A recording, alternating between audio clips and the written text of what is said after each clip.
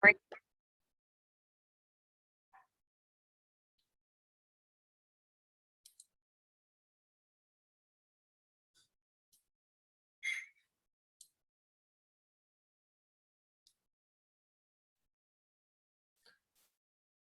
friends, welcome to the LTX English class and my name is Sham. Friends, ee vela manandariki telusu November 4. Before I start the session, LTX classes tarpuna wish you a very happy Diwali and best wishes. Friends, ee vela Hindu paper ki sambandhinchi manam vocabulary ni ela నేర్చుకోవచ్చు. How to learn vocabulary from today's Hindu newspaper. Before I start this, మనందరికీ బాగా తెలిసిన ఒక విషయం ఉంది. Competitive exams లో English కి సంబంధించి మంచి స్కోర్ తెచ్చుకోవాలి అంటే డెఫినెట్ గా గ్రామర్ ఎంత ఇంపార్టెంట్, వొకాబులరీ అంతకంటే ఎక్కువ ఇంపార్టెంట్. ఈ విషయం మనందరికీ తెలుసు. అయితే గ్రామర్ కంటే వొకాబులరీతో కంపేర్ చేస్తే ఒక ఛాలెంజ్ ఉంది. ఏంటి ఆ ఛాలెంజ్ అంటే vocabulary has a never ending syllabus కదా. వొకాబులరీకి సిలబస్ అంటూ ఉండదు, హ్యూజ్ సిలబస్ ఉంటుంది. ఎన్ని వర్డ్స్ చదివినా ఇంకా వొకాబులరీ కంప్లీట్ అవ్వడం అనేది ఉండదు. అలా అని మనం వొకాబులరీని పూర్తిగా నెగ్లెక్ట్ చేస్తే అనుకున్న స్కోర్ రావడం చాలా కష్టం. That is a reason LTX classes లో రెగ్యులర్ గా మనకి హిందూ న్యూస్ పేపర్ లోంచి వస్తున్న వొకాబులరీని చాలా ఈజీగా మంచి ఎగ్జాంపుల్స్ తో ఎలా స్టడీ చేయాలో ఇవాళ సెషన్ లో మనం చాలా క్లియర్ గా డిస్కస్ చేద్దాము. కేర్ఫుల్ గా సెషన్ ని ఫాలో అవ్వండి. అవకాశం ఉంటే రన్నింగ్ నోట్స్ లాంటిది కూడా స్టడీ చేయొచ్చు. సో హిందూ న్యూస్ పేపర్ కి సంబంధించి November 4 లో మనందరికీ తెలిసిన విషయం, మనకి మెయిన్ పేపర్ లో చూస్తే వాళ్ళు ఇచ్చిన హెడ్లైన్స్ ఏంటో ఒకసారి స్టడీ చేద్దాం ఫ్రెండ్స్. ఎస్, ఇక్కడ మీరు చూస్తే చాలా ఇంపార్టెంట్ ఆర్టికల్ ఒకటి మనకి ఇచ్చారు. We have a very important article here. మనకి మెయిన్ పేపర్ లోనే ఇచ్చిన ఆర్టికల్ ఫ్రెండ్స్ ఇది.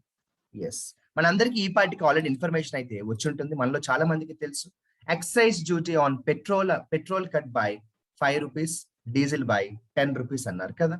So excise duty on petrol cut by 5 rupees and diesel by 10 rupees అన్నారు. రైట్ ఫ్రెండ్స్, ఆల్రెడీ ఇన్ఫర్మేషన్ మన అందరి దగ్గర ఉంది. పెట్రోల్ రేట్ అలాగే డీజిల్ రేట్ అనేది రెడ్యూస్ చేశారన్న విషయం మనకి ఈ పాటికే అందరికీ ఇన్ఫర్మేషన్. అయితే ఈ ఆర్టికల్ కి సంబంధించి మనం ఎటువంటి వొకాబులరీని స్టడీ చేయొచ్చు ఒకసారి ఫాలో అవుదాము. ఒకసారి మీరు చూడండి, excise duty on petrol cut 5 rupees, diesel by 10 rupees అన్న ఆర్టికల్లో సెంటెన్స్ ఎలా ఇచ్చారో ఒకసారి స్టడీ చేద్దాం. After sentence move most BJP rule states slash fuel taxes అన్నారు. ఇక్కడే మనకు ఒక క్లారిటీ వచ్చి ఉండాలి. After sentence move BJP ruled states slash fuel taxes అన్నారు. స్లాష్, దీన్ని మనం అండర్లైన్ చేసుకోవచ్చు. నిజం చెప్పాలంటే స్లాష్ అనే వర్డ్ కి మనం డైరెక్ట్ గా మీనింగ్ తెలియకపోయినా ఈ సెంటెన్స్ బట్టి గెస్ చేయొచ్చు. So easy to understand what is men by slash here friends. Cut లేకపోతే రెడ్యూస్ అనొచ్చు కదా. స్లాష్ అంటే ఏంటి ఫ్రెండ్స్, కట్ లేకపోతే రెడ్యూస్ అనొచ్చు. రైట్, ఒకసారి సెంటెన్స్ చదువుదామా, కేర్ఫుల్ గా స్టడీ చేయండి. ఎటువంటి వొకాబులరీ ఈ పారాగ్రాఫ్ నుంచి, ఈ ఆర్టికల్ లోంచి మనం డిరైవ్ చేయొచ్చో చాలా క్లియర్ గా డిస్కస్ చేద్దాము. The government on Wednesday finally bit the bullet on runaway fuel prices and slashed excise duty on petrol and diesel by 5 rupees and 10 rupees respectively, citing the need to help farmers for the Rabi crop, ease inflation and give the economy a consumption boost. Right? మనందరికీ అర్థమైంది, ఈజీగా meaning అయితే అర్థమైంది. Petrol rate అలాగే petrol price అలాగే diesel prices తగ్గించారు అన్న ఒక డెసిషన్ ని గవర్నమెంట్ అనౌన్స్ చేసింది అన్నది ఈ ఆర్టికల్లో మెన్షన్ చేశారు. ఒకసారి చూడండి, the government on Wednesday finally ఏమన్నారు ఇక్కడ, బిట్ ద బుల్లెట్ అన్నారు friends. Bit the bullet, what is men by bit the bullet? Point number 1 మీరు అర్థం చేసుకోవాలి. బిట్ అనేది బయటికి పాస్ట్ టెన్స్. ఇక్కడ రాస్తున్నాను చూడండి, బైట్ అనేది ఒక వెర్బ్ అయితే బయటికి పాస్ట్ టెన్స్ బిట్. కానీ వాళ్ళు ఏమన్నారు ఫ్రెండ్స్, బిట్ ద బుల్లెట్ అన్నారు. అంటే ఇది ఒక ఇడియం. మనందరికీ తెలుసు కాంపిటేటివ్ ఎగ్జామ్స్ లో ఇడియమ్స్ అనేది ఎంత ఇంపార్టెంట్ రోల్ ని ప్లే చేస్తున్నాయో మనందరికీ బాగా తెలుసు. We all are very much aware of the importance of idioms.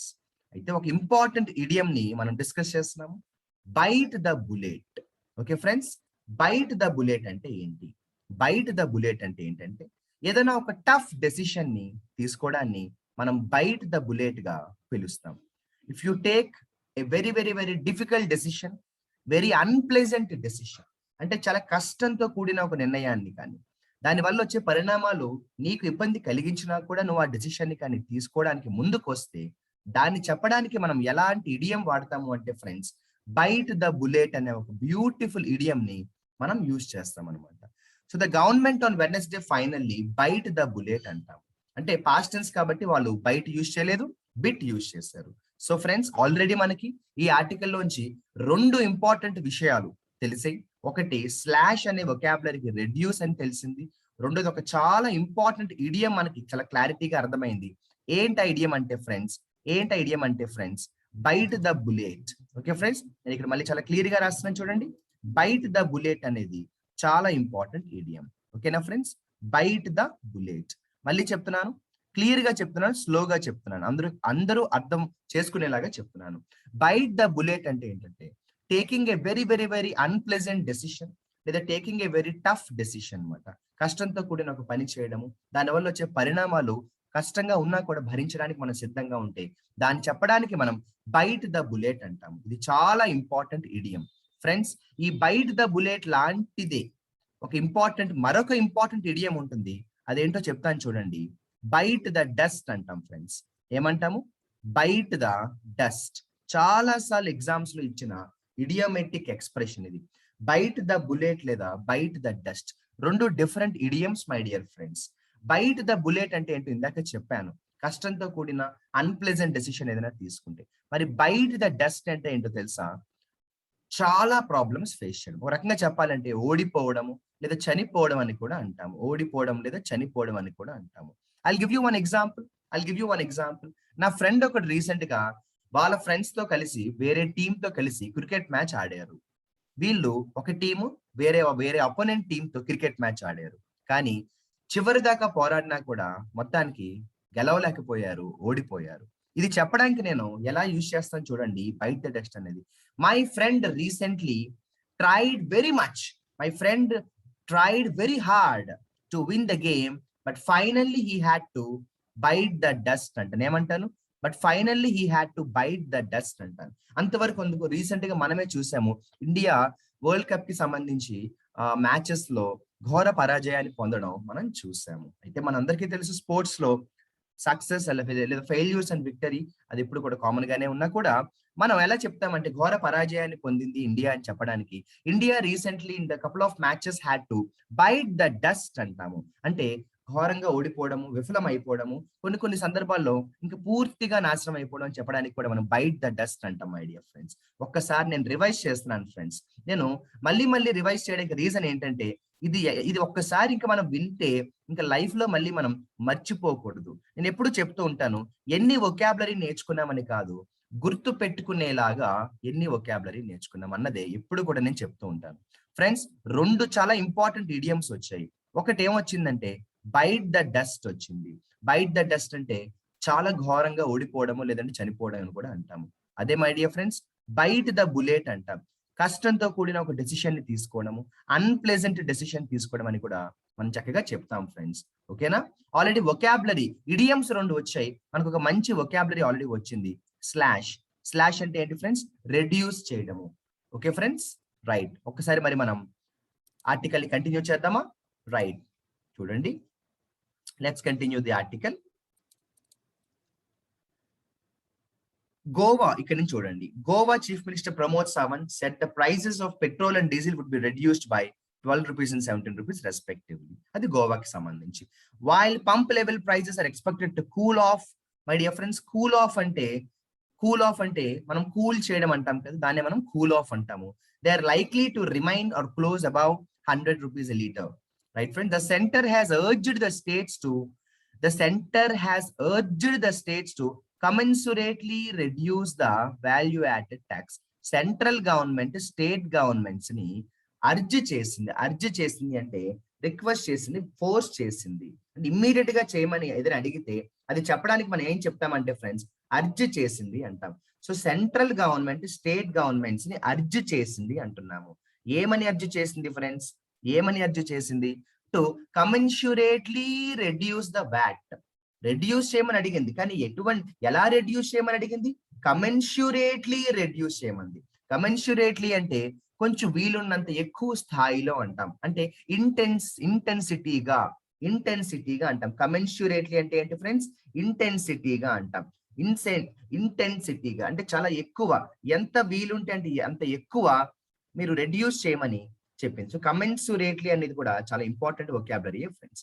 కమెన్సురేట్లీ అంటాము. ఓకేనా ఫ్రెండ్స్? అంటే ఇది మనం ఆ పర్టికులర్ సందర్భానికి తగ్గట్టు అంటాం అనమాట. అంటే కరస్పాండింగ్ ఇన్ సైజ్ అంటాం ఫ్రెండ్స్. ఓకేనా? కమెన్సురేట్లీ అంటే ఏంటి ఫ్రెండ్స్? దానికి తగ్గట్టు, corresponding in size, extent, amount అంటాం ఫ్రెండ్స్. ఓకేనా? రైట్. ఇక తర్వాత చూస్తే ఇక్కడ నుంచి చూడండి, if the states don't act the actual amount of VAT levied by them. ఎప్పుడు కూడా గుర్తుపెట్టుకోండి, మనం ట్యాక్స్ల విషయంలో యూజ్ చేసే పదం ఏంటంటే లెవీ అంటాం. ట్యాక్స్లు మోపడం. లెవీకి ప్రిపోజిషన్ ఎప్పుడు కూడా ఆన్ వస్తుంది. మనం ప్రిపోజిషన్స్ క్లాస్ లో కూడా ప్రిపోజిషన్స్ అనే టాపిక్ నేర్చుకున్నప్పుడు కూడా దీని గురించి మనం ఎన్నో సందర్భాల్లో మనం మాట్లాడుకుంటూ ఉంటాం ఫ్రెండ్స్. లెవీ అంటాం ఫ్రెండ్స్. ఏమంటాము? లెవీ అంటాము. లెవీ అంటే ఏంటంటే మనం ట్యాక్స్ మోపడము. అయితే లెవీకి ప్రిపోజిషన్ ఎప్పుడు కూడా ఆన్ అనే ప్రిపోజిషన్ వస్తుంది. లెవీ ఆన్ అంటాం ఫ్రెండ్స్. మీ అందరికీ బాగా తెలిసిన ప్రిపోజిషన్, ఎగ్జామ్స్ లో రిపీటెడ్ గా వచ్చే ప్రిపోజిషన్ చెప్తాను. ఎలా అయితే మనం లెవీ ఆన్ అంటామో ఫోకస్ ఆన్ కూడా అంటాం కదా, సేమ్ అలా అనమాట. అయితే ఎగ్జామ్స్ లో ఎక్కువ వచ్చే ఒక ఇంపార్టెంట్ వొకాబులరీ చెప్తాను, అంటే ఆన్ అనే ప్రిపోజిషన్ తో వచ్చే వొకాబులరీ కాబట్టి చెప్తున్నాను.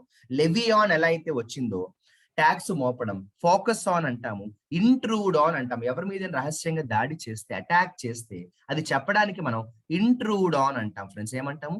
ఇంట్రూడ్ ఆన్ అంటాము. అలాగే కంగ్రాచ్యులేట్ ఆన్ అని కూడా ఎన్నోసార్లు ఎగ్జామ్స్ లో వచ్చే ఒక ఇంపార్టెంట్ క్వశ్చన్. అది ఏమంటాం ఫ్రెండ్స్? కంగ్రాచ్యులేట్ ఆన్ అంటాం. ఈ కంగ్రాచ్యులేటెడ్ మీ ఫర్ మై సక్సెస్ అని అనకూడదు, ఈ కంగ్రాచ్యులేటెడ్ మీ ఆన్ మై సక్సెస్ అంటాం. చాలా సార్లు ఎగ్జామ్స్ లో ఇచ్చిన ఇంపార్టెంట్ వొకాబులరీ ఇది. ఆన్ అనే ప్రిపోజిషన్ తో వస్తుంది. కాన్ఫర్ ఆన్ అంటాం.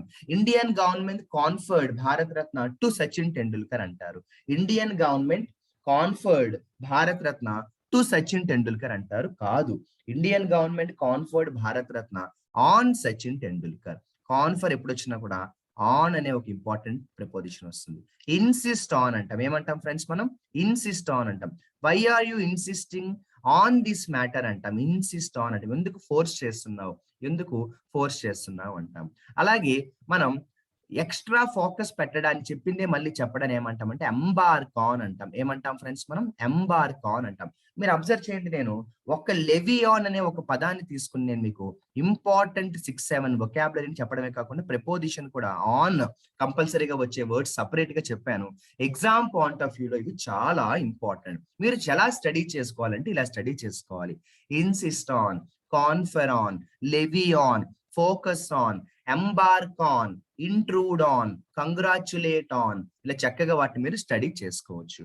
ఓకేనా ఫ్రెండ్స్? క్లియర్ గా ఉంది కదా? మరి మనం బ్యాక్ కి వెళ్ళిపోదామా? రైట్. ఒకసారి ఆర్టికల్ కంప్లీట్ చేద్దాము, చూసేద్దాము article. Right my dear friends, ఒక్కసారి కేర్ఫుల్ గా స్టడీ చేద్దాం. ఇక్కడ నుంచి వద్దాం. ఓకేనా? Oil industry official said the estimated price for petrol would reduce from X to Y amount in Mumbai. అలా డిఫరెంట్ ప్లేసెస్ లో మనకి పెట్రోల్ రెడ్యూస్ అవ్వడం గురించి మెన్షన్ చేశారు. ఆ తర్వాత చూస్తే the centre had been levying exercise duties. మళ్ళీ వచ్చి చూసారా, మళ్ళీ లెవీ వచ్చింది. ఇదిగోండి మళ్ళీ లెవీ వచ్చింది, ప్రిపోజిషన్ ఆన్ అయ్యే వచ్చింది. దాన్ని బట్టి మీరు అర్థం చేసుకోవచ్చు, ఇంకా ఎప్పుడు మనకి లెవీ వచ్చిన ప్రిపోజిషన్ అనేది ఖచ్చితంగా ఆనే రావాలి. Okay friends? అలా మీరు చూస్తే మనకి ఈ రోజు నవంబర్ 4th హిందూ పేపర్ కి సంబంధించి మెయిన్ పేపర్ లో, మెయిన్ ఎడిషన్ లో మనకి excise duty on petrol cut by 5 rupees and diesel by 10 rupees అనే ఆర్టికల్లో మనకి మంచి వొకాబులరీతో పాటు మంచి ఇడియమ్స్ కూడా రావడం అనేది మనం చాలా క్లియర్ గా చూసాము. ఇక మనం నెక్స్ట్ చిన్న ఆర్టికల్ ఇచ్చేదాన్ని పక్కనే మై డియర్ ఫ్రెండ్స్, చాలా చిన్న ఆర్టికల్ ఇది. నేను జూమ్ చేస్తున్నాను, మీకు క్లియర్ గా కనిపిస్తుందని. ఒక్కసారి చాలా చిన్న ఆర్టికల్ ఇది, స్టడీ చేద్దామా? ఎస్, ఒకసారి చూడండి వాళ్ళు ఏమన్నారో కేర్ఫుల్ గా అబ్జర్వ్ చేద్దాం. PM calls for door to door vaccination. మన అందరికీ తెలుసు, రీసెంట్ గా మనకి సెంట్రల్ గవర్నమెంట్ ఆఫ్ ఇండియా కూడా 100 crore వ్యాక్సినేషన్ కంప్లీట్ అయిందన్న విషయాన్ని అనౌన్స్ చేశారు. ఒకసారి స్టడీ చేయండి. PM calls for door to door vaccination అన్నారు. డోర్ టు డోర్ వ్యాక్సినేషన్ ని పిఎం కాల్స్ ఫర్ అన్నారు. ఏంటి ఫ్రెండ్స్? మరి మీకు ఇక్కడే డౌట్ రావాలి కదా, కాల్స్ ఫర్ ఏంటి, కాల్స్ ఫర్ ఏంటి? ఇప్పుడు కాల్ అంటే ఫోన్ చేయడం కదా, మరి కాల్స్ ఫర్ ఏంటి? మీకు ఆ డౌట్ వచ్చిందా? కాంపిటేటివ్ ఎగ్జామ్స్ లో మీకు జనరల్ గా వొకాబులరీ ఎంత ఇంపార్టెంటో, దాంతో పాటు ఇడియమ్స్ ఎంత ఇంపార్టెంటో, అంతకంటే ఏది ఇంపార్టెంటో నేను చెప్పక్కల్లా. ఏంటి friends? Phrasal verbs. So my dear friends, call for అనేది ఏంటంటే చాలా ఇంపార్టెంట్ ఫ్రేజల్ వర్బ్. పిఆర్ అని రాస్తున్నాను, ఓకేనా? పిఆర్ అంటే ఫ్రేజల్ వర్బ్స్. కాంపిటేటివ్ ఎగ్జామ్స్ లో ఫ్రేజల్ వర్బ్స్ అనేవి చాలా ఇంపార్టెంట్. ఒకసారి నేను ఈ ఆర్టికల్ కంప్లీట్ చేసి అప్పుడు ఈ కాల్ ఫర్ అనే ఫ్రేజల్ వర్బ్ దగ్గరికి నేను వెళ్తాను. ఒకసారి స్టడీ చేద్దాం friends. PM calls for door to door vaccination అన్నారు. Okay. Prime minister Narendra Modi on Wednesday. Prime minister Narendra Modi on Wednesday చూడండి, హోల్డ్ కి past tense held a review meeting with senior officials of districts with low COVID-19 vaccination cover. He urged officials, ఇందాక కూడా urged వచ్చింది, మళ్ళీ వచ్చింది. He urged officials to plan micro strategies to improve coverage. He called on, my dear friends, అదేంటి ఇక్కడేమో called on వచ్చింది, ఆ పైన ఏమొచ్చింది, కాల్డ్ ఫర్ వచ్చింది. అంటే ఈ ఫ్రేజల్ వర్బ్ అనేది ఎంత ఇంపార్టెంట్ నేను చెప్పక్కర్లేదు, మీకు ఈ పాటికి అర్థమై ఉంటుంది. ఎగ్జామ్స్ లో ఎన్నో సార్లు ఈ ఫ్రేజల్ వర్బ్ మీద క్వశ్చన్స్ వస్తున్నాయి, ఓకేనా? He called on health workers to carry out door to door vaccination. ఇంటింటికి వెళ్ళి వ్యాక్సినేషన్ ఇవ్వడం అనే దాన్ని చేయమని చెప్పి ప్రైమ్ మినిస్టర్ హెల్త్ వర్కర్స్ కి కాల్ ఆన్ చేశారు. మరి ఇందాకేమో కాల్డ్ ఆఫ్ అన్నాను, ఇక్కడ కాల్డ్ ఆన్ అన్నాను. ఈ ఆర్టికల్ పేజ్ నెంబర్ 8 లో కంటిన్యూ అవుతుంది. చాలా మంచి article. My sincere request to all the aspirants is, ఈ ఆర్టికల్ మీరు ఫ్రీగా ఉన్నప్పుడు చక్కగా చదవండి. చాలా అంటే చాలా ఇంట్రెస్టింగ్ గా ఉంది ఆర్టికల్. ఆర్టికల్ చదువుతున్నప్పుడే ఇప్పుడు నేను ఎలా అయితే వొకాబులరీ కానీ ఇడియమ్స్ కానీ అండర్లైన్ చేసుకుంటున్నానో, మీరు కూడా చక్కగా వాటిని అండర్లైన్ చేసుకోవాలి. ఇక లేట్ చేయకుండా ఫ్రెండ్స్, ఆల్రెడీ ఈ PM calls for door to door vaccination అనే ఆర్టికల్లో మనకి 2 ఫ్రేజెస్ కనిపించాయి. హెడ్డింగ్ లోనేమో కాల్స్ ఫర్ ఉంది, ఇక్కడేమో మనకి కాల్ ఆన్ ఉంది. అంటే ఫ్రేజల్ వర్బ్ అనేది ఎంత ఇంపార్టెంట్ మనకు ఒక ఐడియా అయితే వచ్చేసింది. మరి లేట్ చేయకుండా ఫ్రెండ్స్, కాల్ అనే ఒక వెర్బ్ తో ఎటువంటి ఫ్రేజల్ వర్బ్స్ మనం రాసుకోవచ్చో చాలా క్లియర్ గా చెప్తాను. కేర్ఫుల్ గా నోట్ చేసుకోండి ఫ్రెండ్స్, ఎందుకంటే ఎగ్జామ్ పాయింట్ ఆఫ్ వ్యూలో చాలా సార్లు ఇస్తున్నా ఫ్రేజల్ వర్బ్ అనమాట. ఫ్రేజల్ వర్బ్ అంటే ఏంటో ఆల్రెడీ ఒక సపరేట్ వీడియోలో నేను చెప్పాను. మళ్ళీ అవకాశం ఉంటే ఫ్రేజల్ వర్బ్స్ మీద కూడా మనం సపరేట్ గా కొంత టైం స్పెండ్ చేద్దాం. వొకాబులరీలోనే మోస్ట్ ఛాలెంజింగ్ ఎవరైనా ఉన్నారంటే అది ఫ్రేజల్ వర్బ్ అని మనం అర్థం చేసుకోవాలి ఫ్రెండ్స్, ఓకేనా? చాలా క్లియర్ గా చెప్తాను, కేర్ఫుల్ గా వినండి. కాల్ కి మనం ఆఫ్టర్ పెట్టామనుకోండి, నేను డెఫినేషన్ మొత్తం ఇక్కడ రాయను, నేను డిక్టేట్ చేస్తాను, అంటే ఎక్స్ప్లెయిన్ చేస్తాను, మీరు అది రాసుకోండి. ఎందుకంటే ఇక్కడ రాస్తే మళ్ళీ మనకి రాయడానికి కొంత టైం పడుతుంది కదా. Call after, my dear friends, call కి మనం ఆఫ్టర్ పెట్టాము. కాల్ ఆఫ్టర్ అన్నాం అనుకోండి ఫ్రెండ్స్, కాల్ ఆఫ్టర్ అంటే ఇది ఎప్పుడు వాడతామో చాలా క్లియర్ గా చెప్తాను. ఇప్పుడు ఒక చిన్న ఒక బేబీ అప్పుడే పుట్టారు, న్యూ బోర్న్ బేబీ అంటాం కదా, అప్పుడే ఒక బేబీ పుట్టారు. ఆ బేబీకి నేను ఏం చేశానంటే వాళ్ళ తాతగారి పేరు పెట్టాను. ఆ బేబీకి వాళ్ళ తాతగారి పేరు పెట్టాను. చాలా మంది చేస్తూ ఉంటారు కదా, వాళ్ళ పూర్వీకుల పేర్లు, వాళ్ళ గ్రాండ్ పేరెంట్స్ పేర్లు పెడతారు. ఇప్పుడు ఆ బేబీకి వాళ్ళ తాతగారి పేరు పెట్టాను అని చెప్పాలనుకోండి, అప్పుడు దాన్ని ఎలా చెప్తాను తెలుసా? This baby is called after his grand father అంటాను. ఎంత బాగుంది కదా సెంటెన్స్. మళ్ళీ చెప్పనా?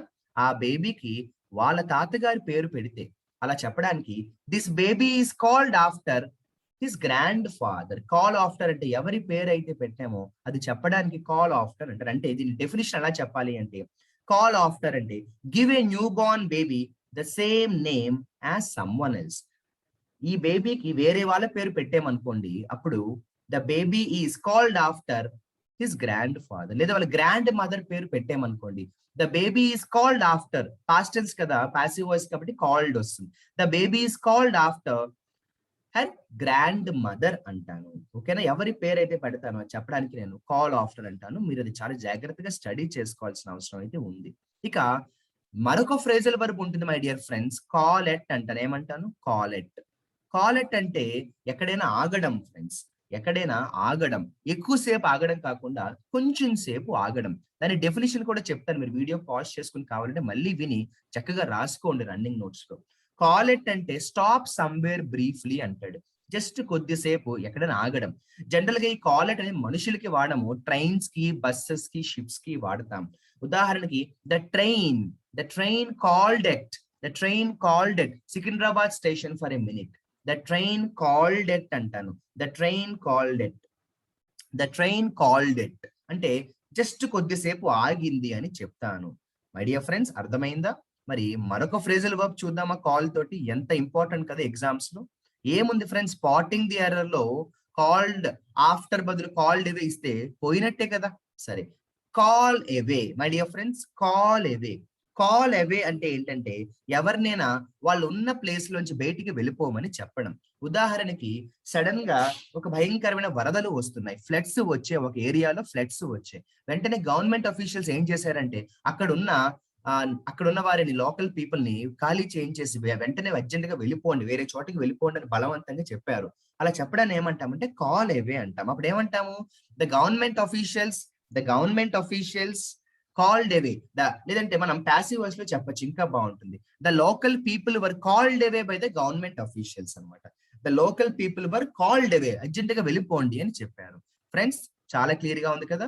మరి నేను నాలుగోది కూడా చెప్తాను. ఒకసారి నాలుగోది చెప్పే ముందు మరి ఒక్కసారి 3 రివైజ్ చేస్తాను, ఎందుకంటే రివైజ్ చేస్తేనే బాగా గుర్తుంటుంది. నేను చెప్పాను కదా ఫ్రెండ్స్, ఎన్ని వొకాబులరీ నేర్చుకున్నామని కాదు, ఎన్ని గుర్తుండేలాగా నేర్చుకున్నాం అన్నదే ఎప్పుడు కూడా ఇంపార్టెంట్ ఫ్రెండ్స్. ఒకసారి చూడండి, కాల్ ఆఫ్టర్ అంటే ఏంటి ఫ్రెండ్స్, ఆ బేబీకి వాళ్ళ గ్రాండ్ ఫాదర్ పేరు పెడితే అది చెప్పడానికి నేను కాల్ ఆఫ్టర్ అంటాను. చాలా క్లియర్ గా ఉంది కదా.